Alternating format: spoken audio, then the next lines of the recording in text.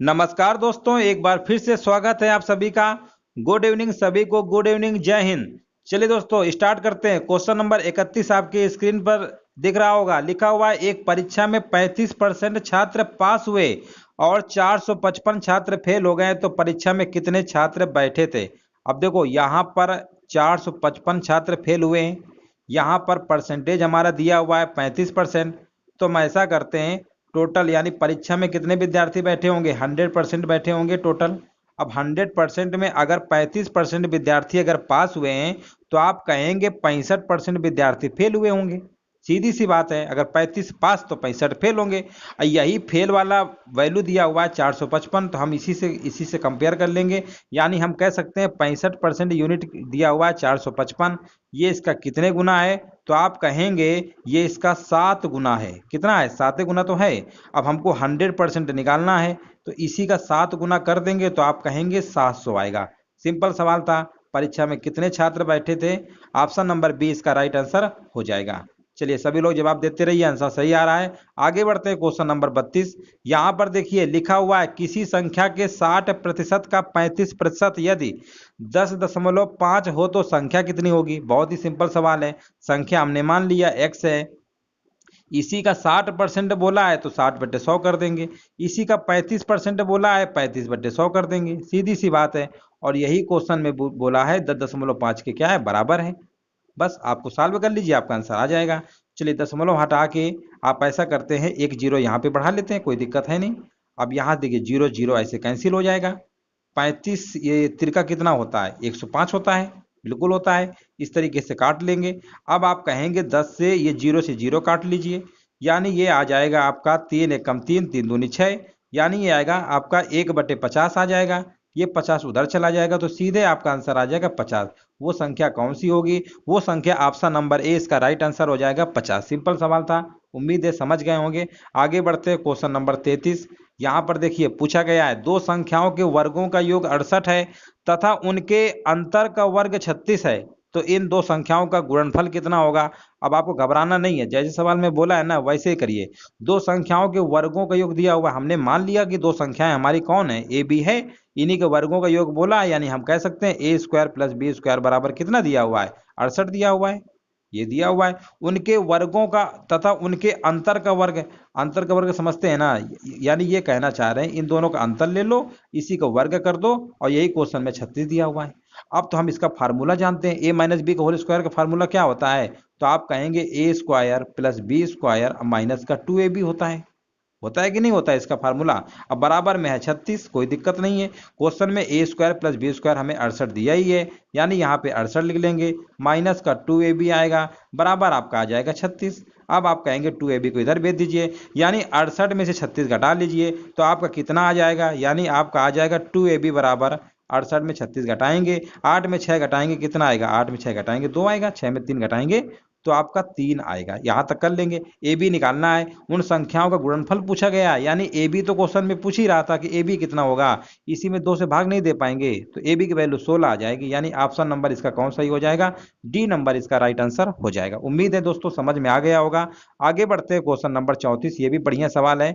यहाँ पर देखिए पूछा गया है निम्नलिखित में से कौन सा सबसे बड़ा है। अब देखो सबसे बड़ा बताना है, ये देख रहे हो ना, ये पावर के ऊपर पावर के ऊपर पावर लगा है। जैसे दोस्तों एक चीज हम आपको पहले बता देते हैं हल्का सा, जैसे हमने कहा ये ए की पावर m है, इसकी पावर n है, और हमने लिखा है ए की पावर m और ब्रैकेट लगा के n लिख दिया। ये दोनों कभी भी आपस में बराबर नहीं होते हैं, ठीक है ना। अगर ब्रैकेट लगा दिया है तो इसका मतलब इन पावर का आपस में मल्टीप्लाई होता है, बट अगर इस तरीके से लिखा है ना तो इसका मतलब अलग होता है। देखो सबसे पहले हम क्या करते हैं, ये जो 2 की पावर 2 है ना, पहले इसको सॉल्व करेंगे। तो 2 की पावर 2 कितना होता है, तो आप कहेंगे 4 होता है।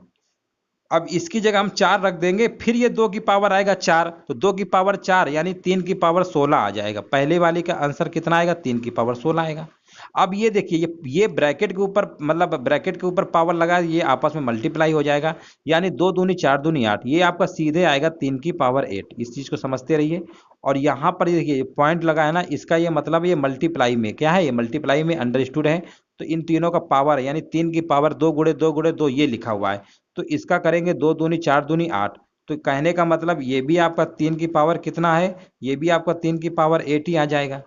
और इसके बाद आगे आपका लिखा हुआ है 3222, ये लिखा हुआ है। तो अब ये बताइए इनमें से सबसे बड़ा आपको नहीं दिख रहा है 3 की पावर 16, इसको जब सॉल्व करेंगे तो ये बहुत बड़ी वैल्यू आएगी। तो बस यही वाला हो गया, सबसे बड़ा पूछा गया है। तो 3 की पावर 16 तो किस में आ रहा था, तो आप कहेंगे 3 की पावर 16 इसमें आ रहा था सॉल्व करने पे। तो ये वाला ऑप्शन कहाँ लिखा हुआ है, ऑप्शन नंबर बी। तो इस तरीके से आप सीधे बता देंगे, आपको सॉल्व नहीं करना है, यहीं से आपका आंसर आ जाएगा। उम्मीद है दोस्तों ये चीज आपको समझ में आ गई होगी, ठीक है ना। चलिए हम आगे बढ़ते हैं, क्वेश्चन नंबर 35। यहाँ पर देखिए पूछा गया है, एक नाव के 10 नाविकों में से 56 किलोग्राम भार वाले व्यक्ति के स्थान पर नया व्यक्ति आने से इनके औसत भार में 800 ग्राम की वृद्धि हो जाती है। तो नए नाविक का भार कितना होगा। अब देखो 10 नाविक में से 56 किलोग्राम के स्थान पर कोई नया व्यक्ति आया है और यहाँ पर वृद्धि हुई है, इसका मतलब यहाँ पर 56 से तो कोई ना कोई अधिक आया होगा, तो 56 में से हमें जोड़ देना है। अब यहाँ पर देखो 800 ग्राम बढ़ा है, तो 10 नाविक है 10 में बढ़ेगा, तो आप कहेंगे 10 गुणे 800 कर देंगे, यानी टोटल हमारा कितना आ जाएगा, 8000 ग्राम आ जाएगा। इसको किलोग्राम में बदलने के लिए 1000 से भाग करेंगे तो आप कहेंगे 8 किलोग्राम बढ़ जाएगा। इसका मतलब वो व्यक्ति जो आया है वो 56 किलोग्राम से 8 किलो और अधिक होगा, यानी 56 8 जोड़ेंगे तो आप कहेंगे 64 किलोग्राम आएगा। इसका right answer option number C हो जाएगा।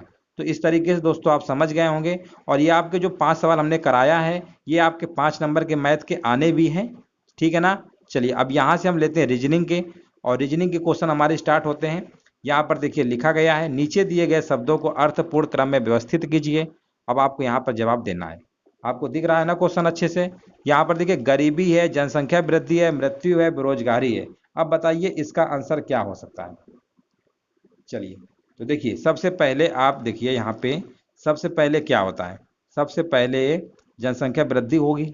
जनसंख्या अगर वृद्धि होगी तो बेरोजगारी भी बढ़ेगी, बेरोजगारी अगर बढ़ेगी तो गरीबी तो बढ़ेगी, कन्फर्म में बढ़ेगी। बेरोजगारी होगी तो गरीबी भी होगी, अगर गरीबी होगी तो बीमारियां भी होंगी, अब बीमारियां होंगी तो मृत्यु भी होगी। यानी इसका जो राइट आंसर चला जाएगा ऑप्शन नंबर सी के साथ। इस तरीके से आपको अर्थपूर्ण क्रम में लगाना था, ऑप्शन नंबर सी इसका राइट आंसर हो जाएगा। आगे बढ़ते हैं, क्वेश्चन नंबर 57। यहाँ पर देखिए लिखा हुआ है ए बी सी डी आरोही क्रम में है, बी डी और ई अवरोही क्रम में है। बताइए निम्न में से कौन सा आरोही या अवरोही क्रम में है। तो सबसे पहले देखिए आरोही क्रम का मतलब होता है बढ़ते क्रम में, यानी असेंडिंग आर्डर होता है। अवरोही क्रम का मतलब होता है घटते क्रम में, यानी डिसेंडिंग आर्डर। जब हम आरोही क्रम की बात करेंगे, आरोही क्रम में बोला है, इसका मतलब यहाँ पर ये आरोही यानी छोटा से फिर बड़ा, फिर बड़ा, फिर बड़ा। तो इसको हम इस तरीके से लिख सकते हैं, आरोही क्रम में बोला ये क्वेश्चन में ए बी और सी और डी, इस तरीके से आपको लिखना पड़ेगा। आगे दूसरी लाइन पे बोला था बी डी और ई आरोही क्रम में। अब हमको देखो ये पता चल गया है कि बी डी में से आप देखिएगा, बी डी में से आपको दिख रहा है ना, बी डी में आपको डी बड़ा दिख रहा है, डी बड़ा दिख रहा है, इसका मतलब डी तो बड़ा रहेगा। अवरोही क्रम में लिखना है, सबसे बड़ा पहले डी आएगा, फिर इससे छोटा कौन सा आएगा, बी आएगा। इससे हमने अंदाजा लगा लिया ना, हमने पता चल गया कि डी बड़ा है, तो इस तरीके से लिखेंगे। अवरोही क्रम में घटते क्रम में, यानी सबसे बड़ा इन दोनों में कौन होगा, डी बी में डी बड़ा होगा। अब इसके बाद ई की बात हो रही है, ई का मतलब ई सबसे क्या रहा होगा, छोटा रहा होगा, ठीक है ना। चलो यहाँ तक आप कर लेंगे। अब देखिए दोस्तों यहीं पे पूछा गया है, अब ये दो इक्वेशन इस टाइप के मान लो बन गया। अब यहाँ पर पूछा गया है बताइए कौन सा आरोही अवरोही क्रम में होगा। ऑप्शन को आप देख लेते हैं। ऑप्शन के बाद देखिए यहाँ पर अगर हम आरोही की बात करिए, अवरोही की बात करते हैं, तो यहाँ पर देखो ई, ई अगर देखो ई हमारा क्या सबसे छोटा है, बी इससे बड़ा है, और बी से बड़ा क्या सी है क्या, बिल्कुल बड़ा है। तो ये हमारा कहीं ना कहीं एक बना देता है, ठीक है ना, ये हमारा अवरोही क्रम में बना देता है घटते क्रम में, देख रहे हो। क्योंकि ये कंडीशन ई और सी में तो नहीं लग रही, ई और सी में नहीं लग रही है, क्योंकि ई हमारा यहाँ पर है और सी, ठीक है ना, तो ई सी में नहीं लग रहा। तो यहाँ पर देखिए आई डी सी और डी बी सी, यहाँ पर ई बी सी, थर्ड वाला डी बी और सी, डी लोगे। और ये देखो एक सार्थक क्रम होना चाहिए, तो आरोही बनाए या तो अवरोही बनाए, दो में तो एक बनाना ही चाहिए, है ना। तो यहाँ पर ई बी और सी, तो ई बी और सी आपका आरोही क्रम दिख रहा है, यानी ऑप्शन नंबर डी इसका हमको दिख रहा है, ठीक है ना। ऑप्शन नंबर डी आरोही क्रम समझते हैं ना। आरोही क्रम का मतलब यही हुआ कि यहाँ पर देखो बढ़ते क्रम में, यानी देखो ई इनमें से क्या है, ई क्या, ई छोटा है कि नहीं छोटा है, ई से बड़ा बी है कि नहीं है। अब बी से बड़ा आपका कौन है, सी है। तो इसका मतलब राइट आंसर कौन सा जाएगा, ये हमने जो लिखा है ये कौन सा क्रम है, आरोही वाला है। कौन सा है, आरोही क्रम है। उम्मीद है दोस्तों रीजनिंग है, थोड़ा सा आपको दिमाग लगाना पड़ेगा। चाहे ये वाला फॉलो करे ये वाला, तो ये वाला इसी में फॉलो कर रहा है, बाकी किसी में नहीं कर रहा है। ऑप्शन नंबर डी इसका राइट आंसर हो जाएगा। आगे बढ़ते हैं क्वेश्चन नंबर 18। यहाँ पर देखिए लिखा हुआ है कोमल श्रीमती सुमन की बेटी है और सोनम श्री कमल की बेटी है। यदि राजा राम सुमन के ससुर और सुरेखा के पति हैं जो उनके एकमात्र बच्चे कमल की माँ हैं, कोमल सोनम से कैसे संबंधित है? चलिए लगाने की कोशिश करते हैं। यहाँ पर देखिए सबसे पहले क्वेश्चन में बोला है कोमल जो है श्रीमती सुमन की बेटी है, यानी सुमन की बेटी, यानी सुमन की बेटी कौन है? सुमन की बेटी कौन है? कोमल है। सुमन की बेटी कौन है? कोमल है, ठीक है ना। सुमन की बेटी यानी कोमल जो है सुमन की बेटी है, चलो ठीक है। और सोनम जो है कमल की बेटी है, सोनम जो है कमल की बेटी है। यदि राजा राम सुमन के ससुर हैं, यानी राजा राम जो है सुमन के ससुर हैं, यानी सुमन के ससुर समझते हैं ना, सुमन के ससुर यानी यहाँ पर इनके कोई ना कोई तो पति रहे होंगे यहाँ पे, और पति के यानी जो पिता होंगे ये जो पिता होंगे ना, यही तो इनके ससुर लगेंगे। देखो ससुर कब होता है? इनके जो पति होंगे, पति के पापा जो होते हैं वही ससुर होंगे ना। तो बोला है कहाँ चला गया, यदि राजा राम सुमन के ससुर, यानी ये राजा राम होंगे। ये कौन है? राजा राम है। तो राजा राम हो गए। अब पति इनका नहीं पता हमें कौन है, चलो ये राजा राम सुमन के ससुर है और सुरेखा के पति हैं, और सुरेखा के पति हैं, यानी ये इनकी पत्नी होगी सुरेखा। इनकी पत्नी कौन होगी? एक सुरेखा होगी, चलो लिख लेते हैं यहाँ पे, ये पति पत्नी होगी सुरेखा, यानी सुरेखा, यानी ये पति पत्नी होगी, इतना आप समझ लीजिए। ये मतलब लिखा है ना कि सुरेखा के पति हैं, यानी जो ससुर है सुरेखा के पति है, पति पत्नी है। और यहाँ पर लिखा जो उनके एकमात्र बच्चे कमल की माँ है, बच्चे कमल की माँ है, यानी ये कमल ये होगा कमल। अब देखो कमल के पापा हो गए, सुरेखा इनकी मम्मी हो गई, कोई दिक्कत नहीं है। और यही अच्छा इन्हीं के सुमन के पति कमल हैं। और आगे क्या लिखा हुआ है प्रश्न में? क्या लिखा है? कोमल सोनम से कैसे संबंधित है? कोमल सोनम से, यदि राजा राम सुमन के ससुर हैं और सोनम कमल की बेटी। अच्छा सोनम वाला हम छोड़ दिए क्या, ये वाला सोनम कमल की बेटी है, यानी सोनम यहाँ पर आएगा। सोनम कौन है? कमल की बेटी है, ये चीज सोनम कमल की बेटी है। तो प्रश्न में क्या बोला है? अच्छा ये बताओ, ये जब पति पत्नी है इन्हीं के तो दोनों बच्चे होंगे ना, कोमल सोनम। तो पूछा क्या गया? कोमल सोनम क्या है? बहनें हैं दोनों आपस में, बस ऑप्शन नंबर बी हो जाएगा। उम्मीद है दोस्तों थोड़ा समझाने के लिए आपको इतना बताया है, बाकी आसान सवाल था, आप तेजी से लगा सकते हैं। इसका right answer option number B हो जाएगा। उम्मीद है। आगे बढ़ते हैं। यहाँ पर देखिए पूछा गया निम्न में से असंगत को चुनिए। भूकंप, ज्वालामुखी, सुनामी, विश्व व्यापी तापक्रम वृद्धि, ग्लोबल वार्मिंग। देखिए दोस्तों ये कहीं ना कहीं हमारी प्राकृतिक आपदाएं होती हैं, लेकिन ये हमारा प्रदूषण से फैलता है, बढ़ते प्रदूषण से फैलता है ग्लोबल वार्मिंग। तो ग्लोबल वार्मिंग ही हमारा इससे में से सबसे अलग हो जाएगा। ऑप्शन नंबर डी इसका राइट आंसर हो जाएगा। आगे बढ़ते हैं। एक सवाल हमारा कैलेंडर का आ गया है।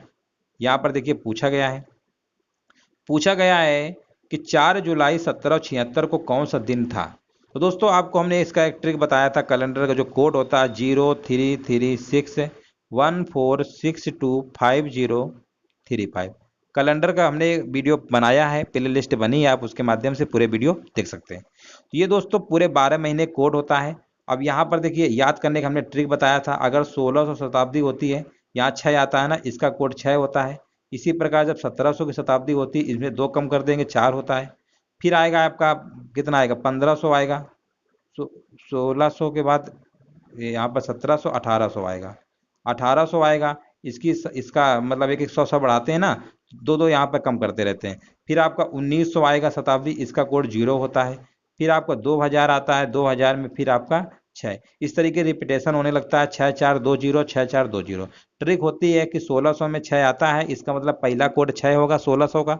1700 में जाएंगे 2 कम कर देंगे 4 होगा। 1800 में जाएंगे 2 कम कर देंगे 2 कोड होगा। 1900 में 0 होता है, 2 में 2 कम करेंगे, यानी 2 कम करते चले जाना है।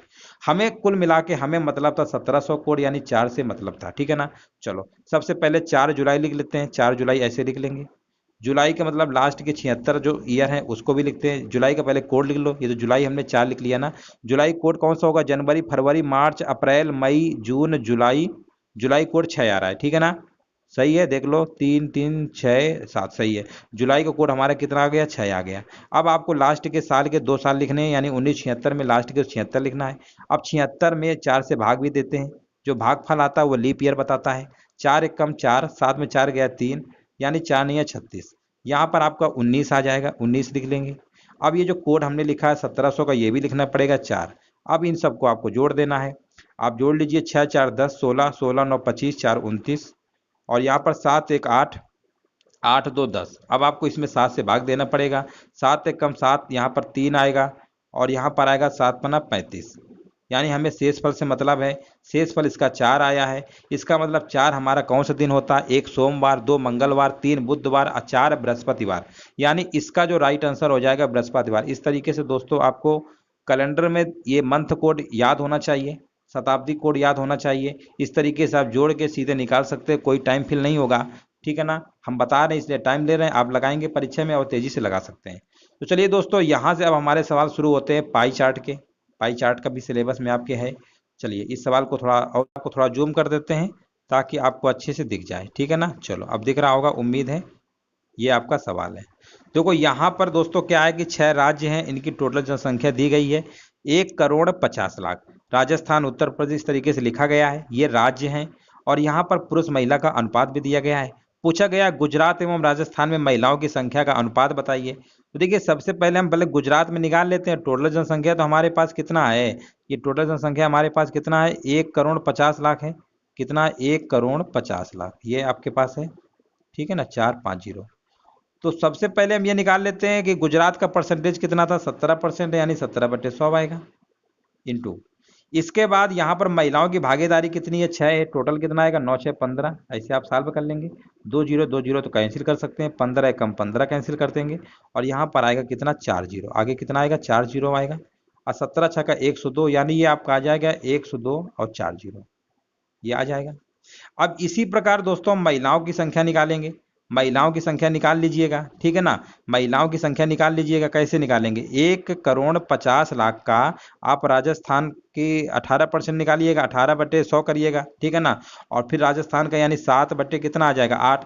इस तरीके से जितना आएगा निकाल लीजिएगा, जो आए यहाँ पे लिख दीजिएगा और फिर दोनों क्या कर देना? जोड़ देना, आपका कुल जनसंख्या आ जाएगी। ये कैलकुलेशन है, आप घर पे कर सकते हैं। इसका आंसर बताइएगा कमेंट करके कौन सा आएगा, ठीक है ना। कैलकुलेशन हम यहाँ करेंगे ना तो बहुत ज़्यादा टाइम बर्बाद होगा, फिर आप कहेंगे वीडियो बहुत लंबा हो गया। तो इतना आप घर में कर ही सकते हैं कैलकुलेशन तेजी से। एक हमने कर दिया, एक आप कर लीजिएगा। अब यहाँ पर हम बात करते हैं, प्रश्न में पूछा गया है, क्वेश्चन आपको दिख रहा होगा, थोड़ा लाओ जूम और कर दें क्या हल्का सा। चलो अब आपको दिख रहा होगा। पूछा गया है गोवा एवं महाराष्ट्र की जनसंख्या का अनुपात बताइए। अब देखिए गोवा का हमारा कितना है? 8% है, ठीक है ना। और महाराष्ट्र कितना है? आपका कहेंगे महाराष्ट्र का तो 16% है, ठीक है ना। तो यहाँ पर पूछा गया अनुपात बताइए। 8% 16%, डायरेक्ट अनुपात निकाल लेंगे। 8 एकम 8, 8 दूनी 16, 1:2 बस।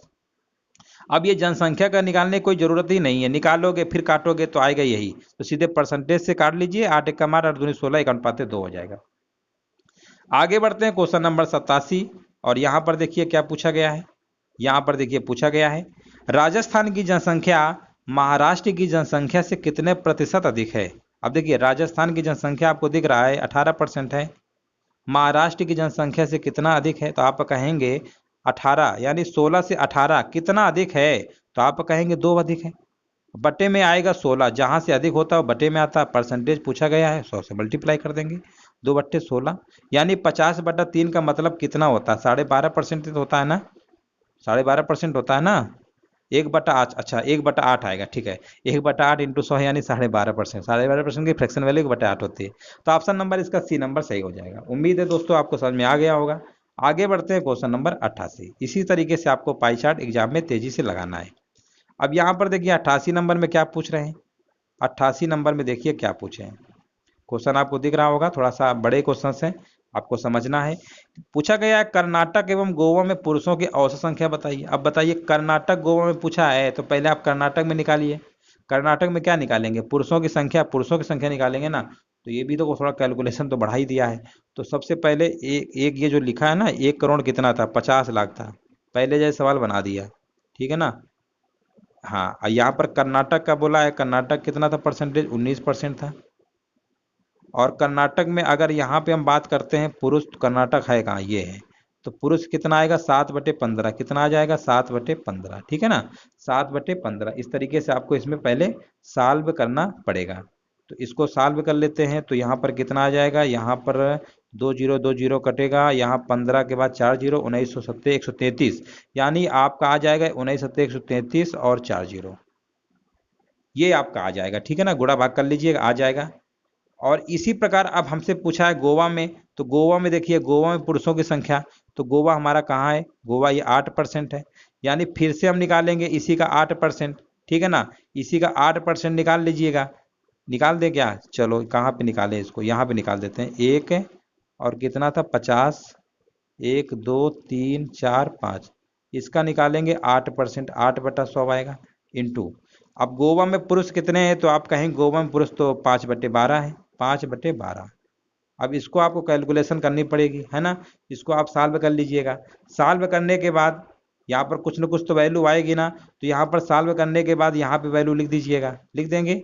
पूछा गया औसत संख्या बताइए, फिर इन दोनों को जोड़ के 2 से भाग कर दीजिएगा। किससे भाग कर देना, 2 से। कैलकुलेशन है, अब यहाँ हम कैलकुलेशन करेंगे तो फिर बहुत ज़्यादा टाइम लगेगा ना, मोबाइल हम कहाँ कहाँ कैलकुलेशन करें, तो इतना आप कर सकते हैं, हमने आपको हिंट दे दिया। इसको सॉल्व करके बाद यहाँ जो वैल्यू आए दोनों को जोड़ के 2 से भाग कर दीजिएगा, आपका औसत निकल आएगा। इसका भी आंसर बताइए कमेंट करके कितना आएगा, ठीक है ना। जो कैलकुलेशन वाले बड़े बड़े सवाल हैं वो आप घर पे लगाइएगा, यहाँ टाइम बहुत बर्बाद होगा बेवजह, कोई मतलब नहीं है। चलो आगे बढ़ते हैं। 89 नंबर, आपको हमने हिंट दे दिया है ना, इतना तो आप कर ही सकते हैं। 89 नंबर देखिए, गोवा की जनसंख्या महाराष्ट्र की जनसंख्या से कितने प्रतिशत कम है। अब देखो थोड़ा सा और बड़ा कर दें क्या, थोड़ा सा क्वेश्चन देख रहे हैं ना, बड़े हैं इसलिए थोड़ा हल्का सा देखने में भी आपको हल्का सा महसूस हो रहा होगा। देखिए गोवा की जनसंख्या, तो गोवा तो आपका 8% है, हम बोल दे रहे हैं ना, गोवा का 8% लिखा हुआ है। महाराष्ट्र की जनसंख्या, महाराष्ट्र की जनसंख्या कहाँ है, ये तो 8 है, ये 16, कितने प्रतिशत कम है, तो आप कहेंगे 8 से 16 यानी कितना कम है, 8 ही तो कम है ना, तो 8 ऐसे समझो ना, ये 16, 8 कितना कम है, 8 कम है, बटे में कितना आएगा, 16 आएगा, ठीक है ना। और परसेंटेज में पूछा गया 100 से मल्टीप्लाई कर देंगे, 8 एक कम 8, 8 दूनी 16, यानी इसका जो राइट आंसर आ जाएगा 50%, ठीक है ना। कितने प्रतिशत कम है, तो आप कह देंगे इसका आंसर कितना। देखो जब कम कहेगा तो अधिक से कम में पहुंचते हैं, याद रखिएगा। जब अधिक कहता है तो कम से अधिक में पहुंचते हैं, कम बोला ना तो हम अधिक से कम में पहुंचेंगे, तो 16 वाला बटे में लिखा जाता है। अगर यही अधिक कह दिया होता तो 16 में 8 घटाते तो 8 तो ऊपर रहता ही, लेकिन फिर बटे में 8 आता, याद रखिएगा, तब उसका आंसर आपका दूसरा हो जाता 100%, ठीक है ना। तो इसका आंसर 50% आ जाएगा, ऑप्शन नंबर डी। तो उम्मीद है दोस्तों इस तरीके की हमने आपको एक पाई चार्ट कराया है, और ऐसे ही प्रश्न आपको देखने को भी मिलेंगे। जैसे भी लगा हो दोस्तों आप कमेंट करके बता सकते हैं। वीडियो देखने के लिए दोस्तों धन्यवाद।